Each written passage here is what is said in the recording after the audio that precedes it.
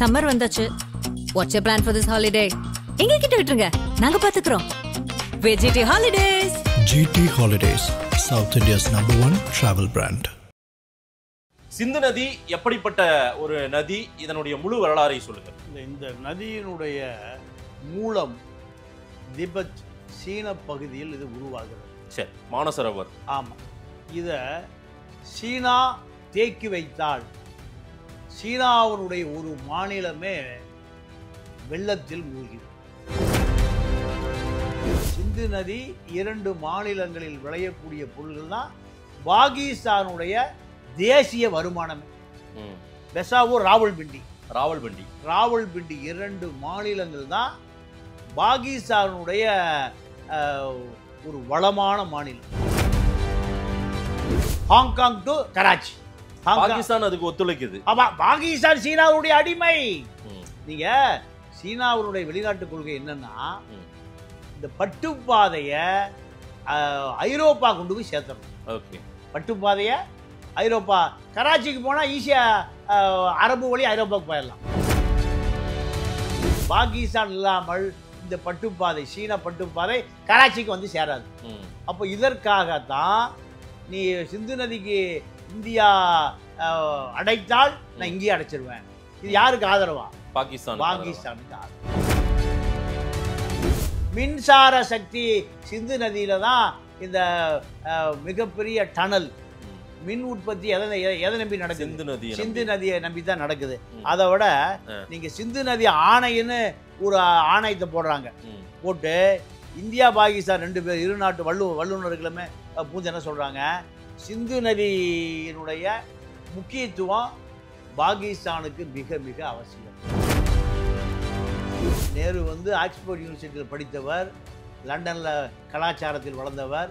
இவர் விருதுப்பட்டியில் ஒரு மலையேறி குடும்பத்தை சார்ந்தவர். பள்ளிக்கூடத்துக்கே போய் சொன்னாராம், இன்னும் பயிற்சி எடுக்கணும் ரஷ்யா அப்படின்னு, ரஷ்யாவுக்கு அனுப்புங்கன்னு. யார? அவங்கள, இந்த தளபதியை. இவர் ரஷ்யாவுக்கு போய் பயிற்சி எடுத்துட்டு இருக்கும்போது இங்கே மூணா பிரிச்சிருந்த அதோட இருந்தாலும் போயிடுவான்னு. கிழக்கு பாகிஸ்தானை பிரித்து பங்களாதேஷாக மாற்றவில்லை என்றால் நீங்க இந்தியாவினுடைய வடமேற்கு பகுதியில் இதே தீவிரவாதம் பயங்கரவாதமா இருக்கு. எங்க? நாகாலாந்து தீவிரவாதியோட சேர்ந்துக்குவான், மிசோராம்ல சேர்ந்துக்குவான், மணிப்பூர் எல்லா 7 மாநிலங்கள் நீங்க சகோதரி மலைவாழ் மாநிலங்கள். அதன் தமிழர்களுக்கு வணக்கம். பல்வேறு துறைகளில் ஆக சிறந்த ஆளுமைகளை சந்தித்து நாம் நேர்காணல் எடுத்து வருகிறோம். அந்த வகையில் மீண்டும் நம்மோடு இணைந்திருக்கிறார் மூத்த பத்திரிகையாளர் தமிழா பாண்டியன் அவர்கள். அவரிடம் கேட்பதற்கு நிறைய இருக்குன்னு வாருங்களோடமே கேட்போம். வணக்கம் பாண்டியன் சார். வணக்கம், எப்படி இருக்கீங்க? நல்லா இருக்கேன் பாண்டியன் சார். இன்றைக்கு நாம பேச போற ஒரு தலைப்பு ஒரு வரலாற்று தலைப்பு. ஒரு நாட்டின் ஜீவாதாரம் நீர் ஆதாரமும் ஒன்று. அப்படிப்பட்ட ஒரு நீர் ஆதாரத்தை பற்றி தான் பேச போகிறோம். சிந்து நதியின் வரலாறு. இப்ப இந்தியா பாகிஸ்தான் போர் மூலம் அபாயம் சூழல் இருக்கக்கூடிய சூழ்நிலையில் சிந்து நதி ஒப்பந்தத்தை இந்திய அரசு நிறுத்தி வச்சிருக்குது. இதனால இதனுடைய முழு தள வரலாறை நம்ம பேசியாகணும்னு நினைக்கிறேன். சிந்து நதியின் வரலாறை நான் கூட எடுத்து ரீவைண்ட் பண்ணி பார்த்தேன். நீங்க அதனுடைய முழு வரலாறு சொல்லுங்க. சிந்து நதியை பொறுத்தவரையில ஆசிய கண்டத்தின் மிக நீளமான ஒரு நதியாக பார்க்கப்படுகிறது. இது திபெத் கைலாஷா மவுண்ட்ல இந்த நதி உருவாகிறது. இதனுடைய பெரிய பலன், பெரிய பயன்பாடுன்றது பாத்தீங்கன்னா பாகிஸ்தான் தான் அனுபவிக்கிறாங்க. நம்ம ஒரு 20% அனுபவிக்கிறோம். இதனுடைய முழு வரலாறை சொல்லுங்க சார். சிந்து நதி எப்படிப்பட்ட ஒரு நதி? இதனுடைய முழு வரலாறை சொல்லுங்க சார். இந்த நதியினுடைய மூலம் திபெத் சீன பகுதியில் இது உருவாகிறது. சரி, மானசரோவர். ஆமா, இத சீனா தேக்கி வைத்தால் சீனாவினுடைய ஒரு மாநிலமே வெள்ளத்தில் மூழ்கிவிடும். அதனால எந்த முயற்சியும் இன்று வரை சீனா செய்யவில்லை. ஓகே, 3180 கிலோமீட்டர் இந்த நதியினுடைய நீளம். ஆமா, இந்த நதி 80% பாகிஸ்தானை வளமாக்குகிறது. 20% தான் இந்திய பகுதி, இந்தியாவினுடைய வளமான பகுதியாக பயன்படுத்தப்படுகிறது. மொத்தம் ஒரு 709-710 கிலோமீட்டர் ஓடுது இந்தியாவுக்குள்ள. அவ்வளவுதான். ஆமா. அப்போ பாகிஸ்தான் இருக்கக்கூடிய தொழிற்சாலைகள் நம்பி இயங்குவதே இந்த சிந்து நதியை ஒட்டித்தான். சரி. பெசாவார் போன்ற 2 மாநிலங்கள்ல விவசாயங்களே சிந்து நதியை நம்பித்தான் இருக்கு. சிந்து நதி 2 மாநிலங்களில் விளையக்கூடிய பொருள்கள் தான் பாகிஸ்தானுடைய தேசிய வருமானமே. 2 மாநிலங்கள் பெசாவூர் போன்ற 2 மாநிலங்கள். பெசாவூர் கராச்சியா? இல்ல பெசாவூர் கராச்சியில போயிட்டு தான் இது அரபிக்கடல்லே கலக்குது. ஆனா பெசாவூர் ராவல்பிண்டி 2 மாநிலங்கள் தான் பாகிஸ்தானுடைய ஒரு வளமான மாநிலம். இப்போ இந்தியாவில் வளமான மாநிலம்னா தமிழ்நாட்டையும் பஞ்சாபையும் எடுத்துக்கலாம். பஞ்சாப் 5 ஆறுகள் ஓடுற ஊர். அடுத்து குஜராத், தமிழ்நாடு. இதே போல தான் சிந்து நதியினுடைய தீரம் என்பது 2 மாநிலங்கள் தான். எல்லா தொழிற்சாலைகளும் அங்கே தான் இருக்கு. கனரக தொழிற்சாலை, உணவு தொழிற்சாலை, ஆடை உற்பத்தி, பருத்தி, பஞ்சு எல்லாமே இந்த ராவல்பிண்டி பெஷாவார் தான். பெஷாவார் என்பது கோல்டன் ட்ரை ஆங்கிள் சொல்லுவாங்க. அதாவது பாகிஸ்தான், ஆப்கானிஸ்தான் போன்ற 3 நாடுகளுடைய சங்கமம். அங்கே தான் உலகத்திலேயே மிகப்பெரிய கள்ளச்சந்தை மார்க்கெட்டான ஹெராயின், அது ஒரு வகையான செடி, அதிலிருந்து எடுக்கக்கூடிய பால். இதுதான் 1000 கோடி 2000 கோடி 5000 கோடின்னு சொல்லக்கூடிய பெசாவூர் தான் இந்த ஹெராயினுடைய மூலமே. பெசாவர். அப்போ இப்படி பெசாவாரில் ஆயுதச்சந்தை, கள்ளச்சந்தை, ஆயுதச்சந்தை. எந்த துப்பாக்கி வேணால் வாங்கிட்டு வரலாம், எந்த ஏவுகணை வேணால் வாங்கிட்டு வரலாம். இப்படி அது ஒரு வளமான பகுதியாக உருவாக்கப்பட்டிருக்கு. இப்போ இந்த சிந்து நதி சண்டை எப்போ வந்துன்னா சுதந்திரம் அடைந்த பிறகு. ஏன்னா சுதந்திரம் அடைவதற்கு முன்பு ஒரே இந்தியா தானே. ஆமாம். அப்போ கேட்பதற்கு அது சண்டை வருவதற்கு காலமே இல்லை. இந்தியா பாகிஸ்தான் பிரிவினைக்கு முன்பு எந்த சண்டையும் இல்லை. சண்டை இல்லை. பிரிவினைக்கு பிறகுதான் அது எப்போ வருதுன்னா, நீங்கள் ஜின்னா பாகிஸ்தானை பிரிச்சுட்டு போயிடுறாரு.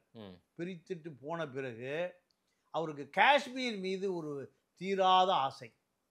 காஷ்மீரில் பாகிஸ்தான் இராணுவம் ஊடுருவி பாதி காஷ்மீரை பிடிச்சிட்டானுங்க. பிடித்த பிறகு ஆடு மாடு மேய்க்கிற சிறுவர்கள் வழியாகத்தான் இராணுவத்துக்கு தகவல் போகுது.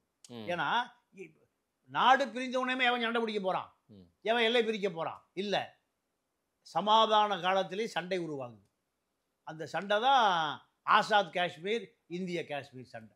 அவன் பாகிஸ்தான் ஆக்கிரமிப்பு காஷ்மீர்னு இப்போவும் இருக்கு. ஆமாம். அப்போ இது வந்த பிறகுதான் சிந்து நதி பிரச்சனையே வருது. சிந்து நதி பிரச்சனை 48 ஒரு ஒப்பந்தம் போடுறாங்க. 47 இந்த சண்டை வந்த பிறகு ஒரு ஒப்பந்தம் போட்டு 48 ரத்தாகி போகுது. ஏன் ரத்தாகி போகுதுன்னா, பாகிஸ்தான் இந்தியாவுடைய ஒப்பந்தப்படி பாகிஸ்தான் நடந்து கொள்ளவில்லை. அப்புறம் ஒப்பந்தம் ரத்து. மீண்டும் ஒப்பந்தம் எப்போ வருதுன்னா 1960 வருது, மறு ஒப்பந்தம். அப்போ அயூப் கான் பிரதமராக இருக்கார். அப்பதான் மீண்டும் மறு ஒப்பந்தம் கராச்சியில வச்சு நேருவும் முகமது அயூப் கான் 2 பேரும் ஒப்பந்தம் போடுறாங்க. அந்த ஒப்பந்தம் போட்டு அந்த ஒப்பந்தத்தினுடைய சரத்து என்னன்னா, 2 நாட்டு நீரியல் வல்லுநர்கள், பொறியாளர்கள் பேசி முடிச்சுக்கிறது. அப்படி முடியலனா உலக வங்கி தலைவர்கிட்ட மத்தியஸ்தத்துக்கு அவர் தான். யார் உலக வங்கி தலைவராக இருக்கிறார்களோ, இது பாகிஸ்தான் புத்திசாலித்தனமா எங்க கொண்டு போகுது, உலக வங்கி கொண்டு போகுது. ஏன்னா இது எங்க போனாலும் இது, ஏன்னா பாகிஸ்தானுடைய நீர் ஆதாரமே சிந்து நதி தான். இப்போ மோடி இந்த பகல்காம் தாக்குதலுக்கு பிறகு நான் சிந்து நதி ஒப்பந்தத்தை ரத்து செய்ய போறேன்னு சொல்றாரு. ஆனால் சீனா அதுக்கு முந்தைய சொல்லிட்டான், நானும் இந்த சிந்து நதி பற்றி நாங்கள் நீரை தேக்குவதற்கு நாங்கள் ஆலோசனை செய்ய போறோம்னு சீனா சொல்லிட்டான். இல்லை, அவங்களுக்கு இதில் உரிமையே இல்லை. ஆனாலும் என்னதான் திபேத்தில் இது உருவானாலும், கைலாசாவில் உருவானாலும், கைலாசா மவுண்ட்ல உருவானாலும், இது வரைக்கும் நம்ம இந்தியாவும் பாகிஸ்தானும் தான் இதனுடைய பலனை அனுபவிச்சுட்டு இருக்கோம். ஆமா தானே? ஆமா. இதுல சீனா ரோலே இல்லாம இருந்தது. ஆனா திடீர்னு நாங்க வந்து இதை முடிவு செய்ய போறோம்ன்றாங்களா? ஏன்னா பாகிஸ்தானுக்கு ஆதரவா. ஓ, நீங்க அவனுக்கு இதுல அவன் அந்த தண்ணி அங்கேயே தேக்கி வச்சா அவனுக்கு தான் இழப்பு. ஆனாலும் இப்ப பாகிஸ்தானுக்கு ஆதரவா நிக்கணும்னு பிளான் பண்றாங்க. அதாவது இப்போ சீனாவை பொறுத்தவரை பட்டுப்பாதை இருக்குல்ல, பட்டுப்பாதை எங்க ஹாங்காங்ல இருந்து கராச்சிக்கு போகணும்னு நினைக்கிறான் பை ரோடு வழியா. இப்படி நீங்க நிலம் வழியா நீர் வழியா போகணும்னா நீங்க அரபிக்கடல், வங்காள விரிகுடா, இந்தியன் ஓஷன், இப்படி பல கடல்கள், பல 1000 மைல் போகணும். நீங்க ஷங்காயிலிருந்து கராச்சிக்கு தரைவழி கராச்சி ஹார்பருக்கு வந்துன்னா ஐரோப்பாக்கு ஈஸியா போயிடலாம். ஓ, நீங்க இப்படி சுத்திட்டு வரணும், நேரம் வந்துட்டா இந்தியா. அதாவது இதுல இந்தியாவுக்கு வந்து ஒரு 300 கிலோமீட்டர் இந்தியா வழியாக அந்த பாதை போகுது. சரி, இதுக்கு இந்த காரணத்திற்காகத்தான் இந்த பாதை இன்று வரை போடப்படாமல் இருக்கு. இல்லைன்னா எங்க இருந்து ஹாங்காங் டு கராச்சி, பாகிஸ்தான் அதுக்கு ஒத்துழைக்குது. பாகிஸ்தான் சீனாவுடைய அடிமை. நீங்க சீனாவுடைய வெளிநாட்டு கொள்கை என்னன்னா, இந்த பட்டுப்பாதைய ஐரோப்பா கொண்டு போய் சேர்த்தணும். ஓகே, பட்டுப்பாதைய ஐரோப்பா, கராச்சிக்கு போனா ஈஸியா அரபு வழி ஐரோப்பாவுக்கு போயிடலாம்.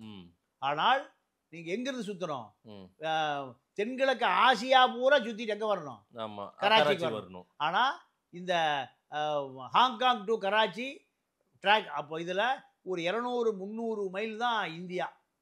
அதுவும் இந்தியாவை தாண்டி சீனா பார்டர்லயே போடுவதற்கான ஒரு முயற்சி பண்ணிட்டு இருக்கான். ஓகே, அப்போ அவனுக்கு முக்கிய எது வேணும், பாகிஸ்தான் வேணும். ஓகே, பாகிஸ்தான் இல்லாமல் இந்த பட்டுப்பாதை, சீனா பட்டுப்பாதை கராச்சிக்கு வந்து சேராது. அப்போ இதற்காகத்தான் நீ சிந்து நதிக்கு இந்தியா அடைத்தால் நான் இங்கேயே அடைச்சிருவேன். இது யாருக்கு ஆதரவா? பாகிஸ்தானுக்கு ஆதரவா. இந்த குரல் இந்த ரோல்ல இந்த 1960 ஒரு ஒப்பந்தமா இருக்கட்டும், 48 ஒப்பந்தம், அந்த காலகட்டத்துல சீனாவோட ரோலே இல்ல. நீங்க செகண்ட் வேர்ல்டு வார்ல சீனான்னு ஒரு நாடே இல்ல. சீனா நாடு இருந்தது, ஆனா சீனாவுடைய ரோலே இல்ல. ஜப்பானுக்கு ரோல் இருந்தது, குட்டி ஜப்பான். சீனாவுடைய நிலப்பரப்பு மக்கள் தொகையை கணக்கு போட்டீங்கன்னா ஜப்பான் ஒரு குட்டி நாடு தான். நிலப்பரப்பை பாத்தீங்கன்னா அது தென்கிழக்கு ஆசியா பூரா கட்டுப்பாட்டில் வச்சிருந்து அந்தமான் வரைக்கும் வந்துட்டான். அந்தமான் வரைக்கும் வந்து அந்தமானை பிடிச்சி நீங்க நேதாஜிட்ட இதை ஒரு நாடா அறிவிக்கிறான், இதை ஒரு நாடா வைத்துக் கொள்ளுங்கிறான். தமிழை முட்டாப்பைய அன்னைக்கு காமராஜ் என்ன சொல்றாரு, நேரு சொல்றாரு, இதை தமிழ்நாட்டோட சேர்த்துக்கிறார். எதை? அந்தமான் நிக்கோபார் தீவுகளை. நான் இங்கிருந்து போய் அட்மிட் பண்ண முடியாது. யாரு? நம்ம காமராஜர் வேண்டான்ட்டார். காமராஜருக்கு பொண்டாட்டியும் இல்லை, பிள்ளையும் இல்லை, குழந்தையும் இல்லை, குட்டியும் இல்லை, நிலம் இல்லை, சொத்து இல்லை, வீடு இல்லை, ஆசையே இல்லை. என்ன இல்லை? ஆசையே இல்லை. ஆனா தமிழருடைய நிலைமை இப்போ நிலப்பரப்புக்காக அலையிறான், உலகம் பூரா அகதியா இருக்கான். என்னதான் இருந்தாலும் காலம் போற்றும் தலைவன் இதையெல்லாம் செய்திருந்தால் நமக்கு ஒரு பெரிய அதுதான். நீங்க சில சில பொன்னான மனிதர்கள், பட்டுக்கோட்டை பாட்டு தான், பொன்னான மனிதர்களின் தூக்கத்தினால் சில பொன்னான வேலைகளும் தூங்குதப்பா. சரி, எவ்வளவு அருமையான கருத்து. அப்போ சீனாவை பொறுத்தவரை இன்னைக்கு சீனா ஒரு மிகப்பெரிய சக்தியா வளர்ந்துருச்சு. 50 ஆண்டு எங்க போயிட்டான், முன்னாடி போயிட்டான். அமெரிக்காவை விட, ஐரோப்பாவை விட எத்தனை வருஷம்? 50 ஆண்டு முன்னாடி போயிட்டான். அதுக்கு ஒரே காரணம் யாருன்னு கேட்டீங்கன்னா மாவோ தான், மாசே துங்கு தான். இப்போ இந்தியா பாகிஸ்தான் சண்டை, இப்போ இது எப்போ இந்தியா பாகிஸ்தான் தாக்குதல் வருதுன்னா, தாஜ் ஹோட்டல் தாக்குதல், உரி தாக்குதல், ஊரி தாக்குதல், இப்படி பல தாக்குதல்களை செய்யறாங்க. ராணுவ வீரர் பாதிப்பு, பதான்கோட்டு, இப்படி பல இந்தியா பாகிஸ்தான் வார், புல்வாமா தாக்குதல், இப்படி பல தாக்குதல். இந்த தாக்குதல்லாம் வந்த பிறகு இந்தியா இதை பரிசீலனை பண்ணுவதற்காக காலம் அதை தள்ளி விட்டுச்சு. காலம் ஒரு நெருக்கடி கொடுக்குது. நெருக்கடி கொடுத்த பிறகுதான் இந்த சிந்து நதியை நம்ம தடுத்து நிறுத்தினா என்ன, பாகிஸ்தானுக்கு செயற்கையாக ஒரு வறட்சி ஏற்படுத்தினா என்னன்னு இந்த ஆலோசனை பிஜேபிக்கு ஏற்பட்டிருக்கு. ஆனால் இது ஆரோக்கியமான சிந்தனை அல்ல. ஏன்னா ஒட்டுமொத்த பாகிஸ்தான் மக்களையும் 18 கோடி பேர் இருக்கான். ஒட்டுமொத்த பாகிஸ்தான் மக்களையும் வறுமையிலே செயற்கை வறுமையை உருவாக்குவதற்கு எந்த அரசுக்கும் உரிமை இல்லை. இப்போ இது போன்ற ஒரு பிரச்சனை எதிர்பார்க்க வேண்டி வரும்னு நினைத்து தான் அன்றைக்கு அய்யூப் கான் என்ன பண்றாரு, உலக வங்கி இதில் தலையிடணும்ட்டார். ஆமா, உலக வங்கி தலைவர் இதை தலையிடணும்ட்டார். அப்படி உலக வங்கி இதில் தலையிட்டா இந்தியா சிந்து நதியை தடுக்க முடியாது. அரசியலுக்கு வேணா இது பயன்படுத்தலாமே தவிர நீங்க இந்தியா பாகிஸ்தான் வார் எப்போ வருதுன்னா பங்களாதேஷ் வாரா மாறுது. இந்திரா காந்தி பாகிஸ்தானை ரெண்டா உடைக்கிறாங்க, கிழக்கு பாகிஸ்தான் மேற்கு பாகிஸ்தான். பங்களாதேஷ் இன்னைக்கு ஒரு நாடு உருவாவதற்கு காரணமே இந்தியா தான், இந்திரா காந்தி தான். ஆனால் அப்ப கூட நம்ம சிந்து நதியை தடுக்கல. ஆனால் இப்போ பயங்கரவாதம் பாகிஸ்தான் வழியாக இந்தியாவுக்கு ஊடுருவுகிற போது இதை மறுசீலை செய்ய வேண்டிய தேவையை ஏற்படுத்தப்பட்டிருக்கோன்னு ஒரு சந்தேகம் வருது. ஆனால் உண்மையாகவே இந்தியாவை பொறுத்தவரை பல தாக்குதல்கள் மீண்டும் நடக்கலாம். அப்படி நடக்கிற பொழுது இது சாத்தியமா என்பது பாகிஸ்தான் மக்கள் பாகிஸ்தான் அரசை ஒரு நிர்பந்தப்படுத்தக்கூடிய ஒரு தாக்கத்தை வேணா இது ஏற்படுத்தும். எப்படி ஏற்படுத்தும்னா, நீங்க பயங்கரவாதத்தை இந்தியாவுக்குள்ள ஊடுருவ விட்டால் அவர்கள் சிந்து நதியை தடுத்துருவாங்க. தடுத்தால் இங்கு செயற்கை பஞ்சம் வரும். செயற்கை பஞ்சம் வந்தால் மக்கள் மடிவார்கள். இதுக்கு பயங்கரவாதம் தான் காரணம். எப்படி வியட்நாம் யுத்தத்துக்கு அமெரிக்க மக்கள் உதவி செஞ்சான். வியட்நாமில் 25 ஆண்டு கால யுத்தம் நடந்தது. யுத்தம் நடந்த பொழுது அவ்வளவு பேரும் வியட்நாமுக்கு வருகிற அமெரிக்க இராணுவ வீரர்கள் பூரா இறந்துடலாம். இறந்த பிறகு அமெரிக்காவில் தேர்தல் வாக்குறுதி என்னன்னா, நாங்கள் ஆட்சிக்கு வந்தால் வியட்நாமுக்கு இராணுவத்தை அனுப்ப மாட்டோம். மக்கள் பூரா வியட்நாமுக்கு இராணுவத்தை அனுப்பாத கட்சிக்கு ஓட்டு போட்டால் அந்த கட்சி ஜெயிச்சிருச்சு. ஜெயிச்ச பிறகுதான் அப்போ வியட்நாமுக்கு விடுதலை யார் வாங்கி கொடுத்தா? அமெரிக்க மக்கள். அதே போல நிலைமை தான் இப்போ என்ன நடக்க போகுதுன்னா, பாகிஸ்தான் மக்கள் இந்த பயங்கரவாதத்துக்கு எதிராக திரண்டெழக்கூடிய ஒரு நிலையை உருவாக்கும். எதை தடுத்தா? சிந்து நதியை தடுத்தால். இதுதான் இது ராஜதந்திர நடவடிக்கையாக பிஜேபி செய்ய ஆரம்பித்திருக்கு. ஆனால் இது சாத்தியமா அப்படின்னா கண்டிப்பாக சிந்து நதியை தடுக்கக்கூடிய எந்த வழியும் சாத்தியம் இல்லை. சாத்தியம் இல்லை. பாகிஸ்தானை பொறுத்த வரைக்கும் சட்லஜ், பியாஸ், ரபிபி நதி கிழக்கு ஆறுகள். இத நீங்க மேற்கு ஆறு ஜீலம், செனாப் மற்றும் சிந்து நதி. அதாவது இதுல வந்து இந்த ஜீலம், செனாப், சிந்து இது வந்து பாகிஸ்தான் கண்ட்ரோல்ல இருக்கு. ஆமா ஆமா. சட்லஜி, பியாஸ், ராவி இது வந்து இந்தியாவு கண்ட்ரோல்ல. ஆமா. அதாவது இந்த என்ன ஒப்பந்தம் போடுறாங்கன்னா, கிழக்கு நோக்கி பாயிற ஆறுகளை இந்தியா எந்த வகையிலும் கட்டுப்பாடு இல்லாமல் பயன்படுத்தி கொள்ளலாம். ஆனால் மேற்கு நோக்கி போற ஆறு எதுன்னு கேட்டீங்கன்னா, இந்த மேற்கு நோக்கி போற ஆறு ஜீலம், செனாப், சிந்து நதி. இத 80% பாகிஸ்தான் பயன்படுத்திக் கொள்ளலாம். ஆமா. 20% மட்டும்தான் இந்தியா பயன்படுத்திக்க முடியும். இது 1960 போட்ட ஒப்பந்தம். என்னன்னா, இந்த நதியை கட்டுப்படுத்தினா பாகிஸ்தான் இருட்டா போயிடும். மின்சார சக்தி சிந்து நதியில தான் இந்த மிகப்பெரிய டனல் மின் உற்பத்தி எதை நம்பி நடக்குது? சிந்து நதியை நம்பி தான் நடக்குது. அதை விட நீங்க சிந்து நதி ஆணையன்னு ஒரு ஆணையத்தை போடுறாங்க.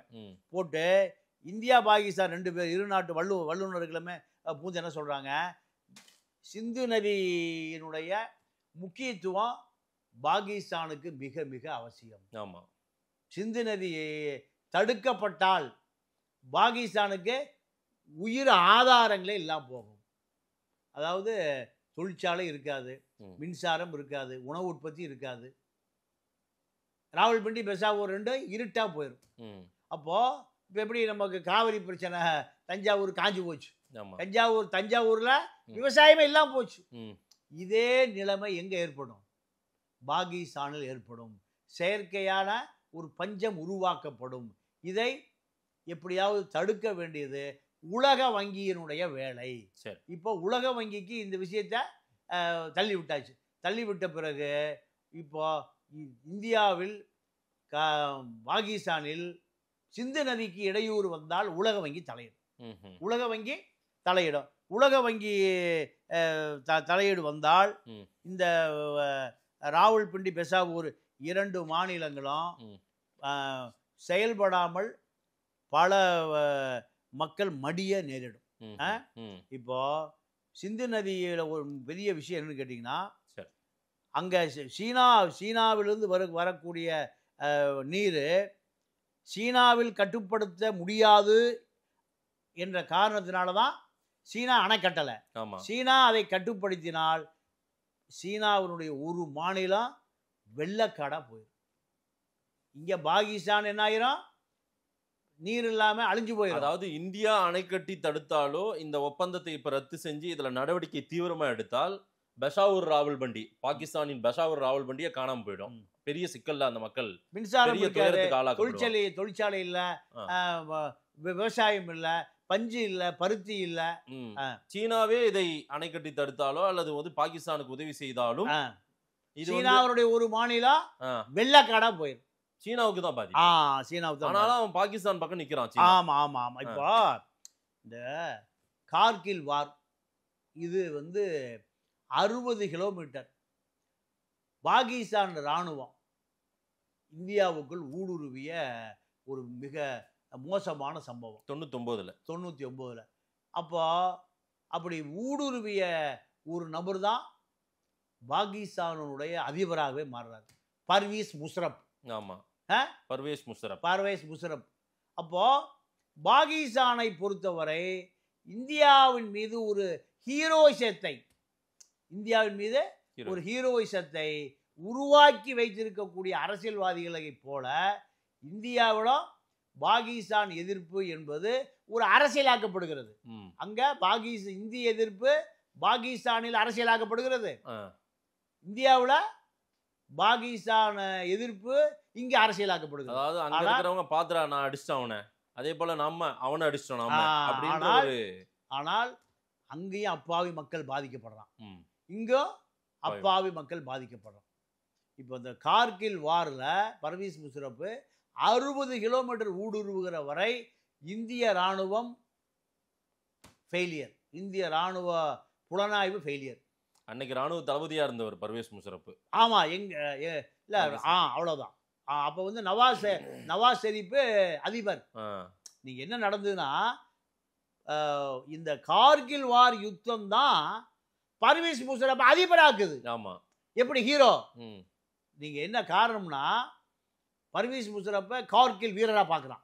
இந்தியாவுக்குள்ள ஊடுருவிட்டான், இந்தியாவுக்குள்ள சண்டை பிடிச்சிட்டான், இந்தியாவை தண்ணி காமிச்சிட்டான் எங்க பாகிஸ்தான்ல. அப்போ அடுத்து தேர்தல்னா பர்வேஸ் முஷரப் என்னவாயிருவாரு, அதிபர் ஆயிடுவார். அதனால என்ன பண்றாரு நவாஸ் ஷெரீப், இலங்கையினுடைய சுதந்திர தின விழாவுக்கு தன்னை கூப்பிடுறாங்க. தனக்கு பதிலாக யார் அனுப்புறாரு, பர்வேஸ் முஷரப் அனுப்புறாரு. பர்வேஸ் முஷரப் இங்கே வருகிற பொழுது இவரை கராச்சி விமான நிலையத்திலேயே கைது செய்து சிறையில் போட முடிவு பண்ணிட்டார். சரி, யாரு, அதிபர். ஆனால் பர்வேஸ் முஷரப் கராச்சி தரையிறங்கிற பொழுது கராச்சி விமான நிலையத்தை இராணுவம் கட்டுப்பாட்டில் எடுத்துச்சு. இராணுவம் எனவே ஹீரோ தானே, இந்த ஹீரோ கார்கில் ஹீரோ. இராணுவ கட்டுப்பாடு எடுத்த பிறகு இவர் உடனே அதிபராக தன்னை அறிவித்துக் கொண்டார். யாரு, ராணுவ தளபதி விமானத்திலே அதிபராயிட்டார். அதிபரான சார் அன்னைக்கு நவாப் ஷெரீப் தான் இவரை அனுப்பினதா இலங்கைக்கு. ஆமா, இலங்கை. ஆனா இவரை வந்து கைது பண்ணணுன்ற முடிவுக்கு வந்துட்டாரு. ஏன்னா ராணுவம் தான் அங்க அதிகாரம். இப்ப கூட அங்க சில தகவல்கள் சொல்றாங்க, நம்ம எது உண்மை பொய்ன்றதை நம்ம ஆய்வுக்கு உட்பட்டு தான் பார்க்கணும், நம்ம இதை விவாதிக்கவே கூடாது முதல்ல. இருந்தாலும் நான் என்ன சொல்றேன், அவங்க ராணுவமே இதை இந்த பெகல்காம் விஷயத்துல வந்து செயல்பட்டது, அரசாங்கத்துக்கு தெரியவே தெரியல அப்படின்னு சொல்றாங்க. அதை நம்பவும் முடியாது. அப்போ பர்வேஸ் முஷரப் விமானத்துல இருந்த ராணுவம் நேரா அதிபர் மாளிகை போய் அதிபர் கைது செய்யப்பட்டார். அதிபர் கைது. இப்ப இது போன்ற நிலைமை இங்க வந்துடக்கூடாதுன்னு தான் நேரு கவலைப்பட்டார். நேரு அப்புறம் அதை சொல்லிக்கிறேன். அப்போ அதிபர் கைது செய்யப்பட்ட பிறகு தன்னை அதிபராக முடிசூட்டி கொண்டார். மக்கள் பூரா ஆதரிக்கிறான். ஏன் இவர் தான் எந்த ஹீரோ, கார்கில் ஹீரோ பர்வேஸ் முஷரப். கார்கில் ஹீரோவாக அறிவிக்கப்பட்ட பிறகு இவரை அதிபராயிட்டார். அதிபரான பிறகு மக்கள் ஏற்றுக்கொண்டார். அப்போ இந்த சிந்து நதிக்கு பின்னாடி, கார்கிலுக்கு பின்னாடி பாகிஸ்தான் அரசியலே இருக்கு. பயங்கரவாத குழுக்கள் இயங்குவது கண்டிப்பா பாகிஸ்தானுக்கு தெரியும், பாகிஸ்தான் உளவுத்துறைக்கு தெரியும். பாகிஸ்தான் உளவுத்துறை ஐஎஸ்ஐ இந்தியாவில் சில தீவிரவாத குழுக்களை அனுப்பி தாக்குதல் நடத்துவதன் மூலம் தன்னை ஒரு ஹீரோவாக காண்பித்துக் கொள்வதற்கு பயன்படுகிறது. தாஜ் ஹோட்டல் தாக்குதல், குறி தாக்குதல், எல்லா தாக்குதலுமே தன்னை ஒரு பெரிய பாகிஸ்தான் ராணுவம் இன்டெலிஜென்ஸ் என்ன நினைக்கிறான், தன்னை ஒரு ஹீரோவா தன்னை அடையாளப்படுத்துவதற்கு என்ன பண்றான், இந்தியாவுக்குள்ள ஊடுருவ விடுறான். இது போன்ற பிரச்சனை இந்தியாவில் வந்துவிடக் கூடாது என்பதற்காகத்தான் ஒரே தளபதி யாரு அன்னைக்கு வந்து நேரு காலத்தில் ஜெனரல் கரியப்பா ஒரே தளபதி, முப்படைக்கும் அவர் தான் தளபதி. ஆனால் நேரு என்ன பயப்படுறாருன்னா, இராணுவ தளபதிக்கும் நேருவுக்கும் முரண்பாடு.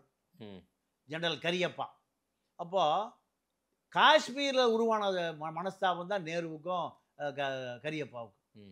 பாகிஸ்தான் இராணுவம் இந்தியாவுக்குள்ள ஊடுருவுது சுதந்திரம் அடைந்த பிறகு. அப்போ நேரு என்ன பண்றாரு, பிரிட்டிஷ் இராணுவ தளபதி கூப்பிட்டு இதை போய் முறியடிங்கிறார். அப்போ நேரு அப்போ இவருக்கு கரியப்பா என்ன சொல்றாரு, இல்ல வேண்டாம், ஆங்கிலேயர்கிட்ட இருந்து விடுதலை அடைஞ்சாச்சு, அடைந்த பிறகு அந்த வேலை என்கிட்ட ஒப்படைங்க. அப்போ நேரு சொல்றாரு, உங்களுக்கு அந்த அனுபவம் இல்லை, பிரிட்டிஷ் தளபதிகளுக்கு அந்த அனுபவம் இருக்குங்கிறாரு. டக்குனு கரியப்பா சொல்றாரு, உண்மைதான், பிரிட்டிஷ்காரர்கள் தான் ஆள முடியும், உங்களுக்கு அந்த தகுதி இருக்கிற மாதிரி தெரியலன்ட்டு. யார? நேரு அப்செட் ஆயிட்டார். நான் உங்களை குறைச்சு மதிப்பிட்ட, மன்னிச்சுங்க, வேண்டாம் நீ கிளம்பு, ஆங்கிலேயனை கிளம்பு, நீ போய் முறியடிக்கிறார். இவர் போய் தான் முறியடிக்கிறார். முறியடித்த பிறகு நேருவுக்கும் இந்திய இராணுவத்துக்கும் முரண்பாடு பெருசாயிட்டே போகுது. சரி, பெருசா அந்த முரண்பாடு முற்றிக்கொண்டே போன பிறகு என்ன நடக்குதுன்னா, ஒருவேளை இராணுவ புரட்சி வந்து நம்மளையும் பிடிச்சி உள்ள போட்டுருவானுங்களோ, இந்த சந்தேகம் வந்து அதான் அன்னைக்கு நவாப் ஷரீஃபுக்கு என்ன நடந்துச்சோ எனக்கு அப்படி நடந்துடும். நவாஸ் இப்ப நடந்தது, நேரு அப்ப செத்து போயிட்டார், நேரு அப்ப இறந்து போயிட்டார். அப்போ யோசிச்சிருக்காரு. யோசிச்ச பிறகு அப்ப வந்து இராணுவ அமைச்சர் மேனன் ஒருத்தர் இருந்தார், அவர்கிட்ட பல முறை டிஸ்கஸ் பண்றாரு, நடந்தாலும் வாய்ப்பு இருக்குங்கிறார். அப்போ இது எப்படி சரி பண்ணுவது, இது எப்படி சரிப்படுத்துவது, பெரிய இந்தியா ஒரு காலத்துல எப்ப வேண்டுமானாலும் இராணுவ புரட்சி நடக்கலாம், இதை எப்படி தடுப்பது, எதிர்காலத்துக்கான சட்டத்தை நம்ம தான் உருவாக்கணும், எதிர்காலத்தில் இந்தியாவை நம்ம தான் பாதுகாக்கணும். இப்படி இருக்கிற பொழுது ஒரு தமிழன் போகிறான். யாரு? காமராஜ் போகிறார். காமராஜுக்கு இது பற்றி எந்த அறிவும் இல்லை அவருக்கு. போய் நேரை பார்க்க போறாரு. நேரு ஏதோ கனத்த சிந்தனையில் இருக்கார். மேனன்கிட்ட வந்து சொல்றாரு, என்னையா நான் போய் அவர் போய் வணக்கம் வைக்கிறேன், என்னை திரும்பியே பார்க்க மாட்டேங்கிறாரு. இல்லையா, அவர் நாடு அபாயத்தில் இருக்கு. என்னையா அபாயம்? ராணுவம் எப்போ வேணாலும் ஆட்சியை பிடிச்சிருவான். அதனால அது எப்படி அதை சால்வ் பண்ணலான்னு அவர் ஒரே குழப்பத்தில் இருக்காருயா, மன உளைச்சல் இருக்காரு, நம்ம ஊர்ல டிப்ரெஷன்ல இருக்காரு அப்படின்னு.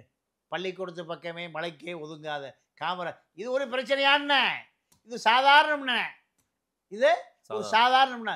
யோ, அவர் ஆக்ஸ்போர்ட்ல படிச்சிருக்காருயா. ஆக்ஸ்போர்டா? நீ பள்ளிக்கூடத்து பக்கமே போல, என்னால முடியும்னு என்ன பண்ணாருன்னா நேருட்டு போறாரு. அதாங்க தலைவன். நேரு வந்து ஆக்ஸ்போர்ட் யூனிவர்சிட்டியில் படித்தவர், லண்டனில் கலாச்சாரத்தில் வளர்ந்தவர். இவர் விருதுப்பட்டியில் ஒரு மலையேறி குடும்பத்தை சார்ந்தவர். பள்ளிக்கூடத்துக்கே போய் சொன்னாராம், இது ஏங்கிட்ட தீர்வு இருக்குனாராம். இப்படி ஏற்று பார்த்தாராம். ஏன்னா ஆக்ஸ்போர்ட் யூனிவர்சிட்டியில் உலகத்தில் இருக்கிற புத்தகத்தை பூரா படிச்சிருக்க, நீ பள்ளிக்கூடத்து பக்கமே ஏன் சொல்றதை கேளுங்கன்னு அந்த உரிமையோடு சொல்றாரு.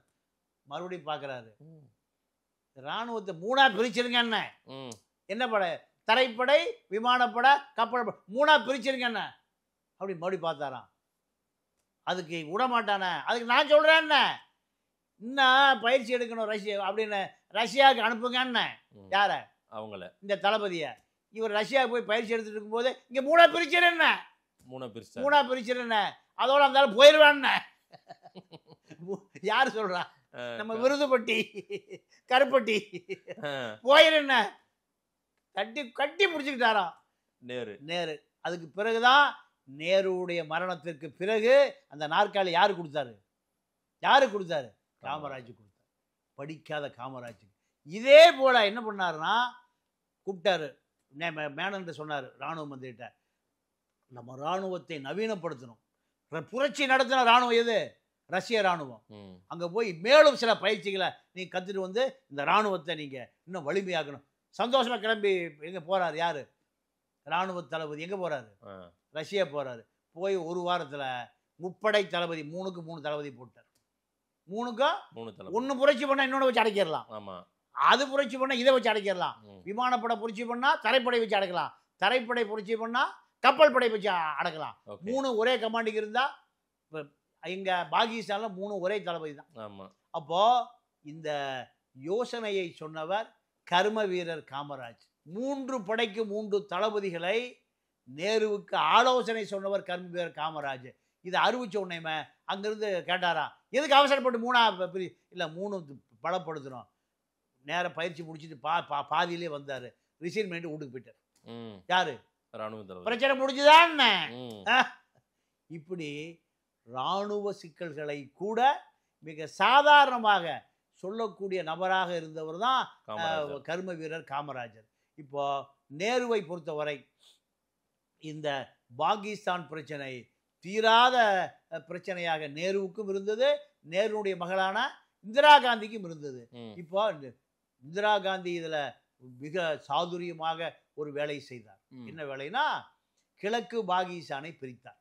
கிழக்கு பாகிஸ்தானை பிரிக்க வேண்டிய தேவை ஏன் வந்ததுன்னா, கிழக்கு பாகிஸ்தானை பிரித்து பங்களாதேஷாக மாற்றவில்லை என்றால் நீங்க இந்தியாவினுடைய வடமேற்கு பகுதியில இதே தீவிரவாதம் பயங்கரவாதமா இருக்கும். எங்க?